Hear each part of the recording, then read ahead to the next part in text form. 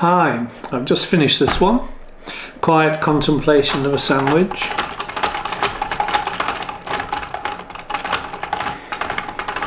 Basically he eats his sandwich and every fourth cycle he just wipes his mouth, running on a Geneva wheel.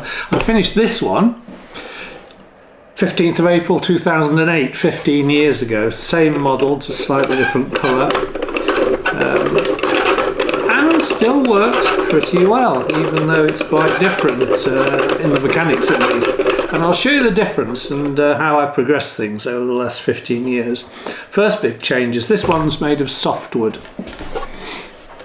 Pine basically, mainly because it's fairly easy to get hold of. Also it comes in standard thicknesses, so you can work around it and just by cutting it out, or sawn on a bandsaw, mainly this one. Whereas this one is made from hardwoods, and that was quite an investment to do that because you buy them in big planks and have to cut them down.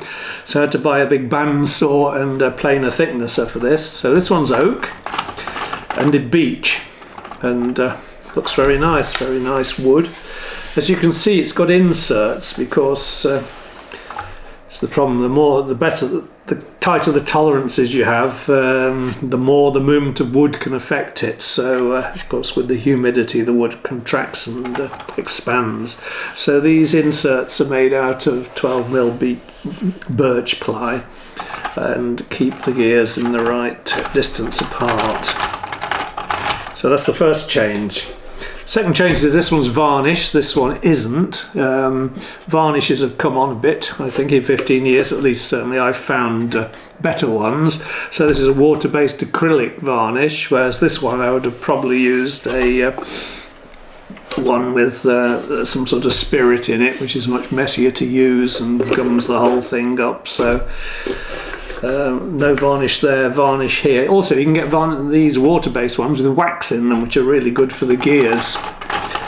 So talking of the gears, nice segue there, this one has pin gears, and I have to say after 15 years they still run pretty well, very well actually. In fact I have one of these in the Mad Museum in Stratford-upon-Avon. They bought it about the same time as I made this one, 2008, so it's been there 15 years, running most days of the year with pretty constant use, and it's still running well, amazingly. So these gears are not to be knocked, they work pretty well. Whereas this one's got your more standard gear, and it just, as you probably heard, that one's really squeaky, and this one runs really smoothly. Makes a big difference. This one got wooden axles. So just a hole in the wood with the dowel poking into it. Again, runs pretty well really. Whereas this one has brass axles at the end, on the end of the dowels, and it's got Delrin bushes. So it does make it very smooth, and this one will run forever, I would think, very smoothly. The handle's different. This one's got a fixed handle. It's a nice handle. It's made of yew wood, this one, I think. But you have to let the handles just rotate in your hand, whereas this one has a spinning handle. So you can hold the handle and it'll turn on its brass axle, and that's a much nicer feel, I think. So I put these on all my Automata now. Just make them on the lathe. Varnish them, not varnish them, I wax them.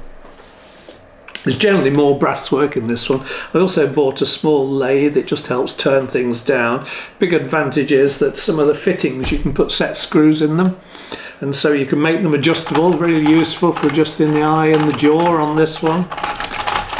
Also because this actually unscrews so you can take the crank off. I do that for transport because it's a little bit exposed, you can get hit, so take that off, it just makes it easier to pack. The eyes are different. Very high risk this one because the eye is actually, the brass pin goes through the head, and get that hole wrong and you really ruin the head.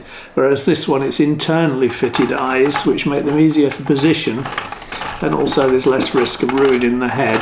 I made a different video showing how I make the eyes, so I'll leave the eyes at that.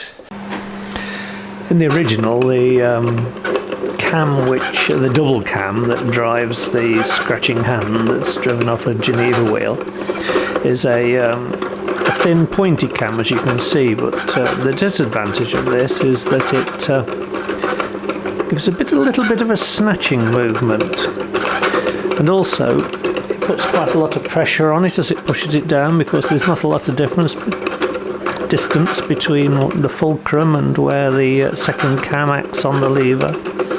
As you can see, it goes every fourth time. Whereas on the newer model, I have a circular cam with an off-centric axle, which gives a much smoother action rather than the snatch, as it just gradually pushes the lever down when it goes. There we go. It's also made out of Delrin rather than wood to reduce friction, and works very nicely.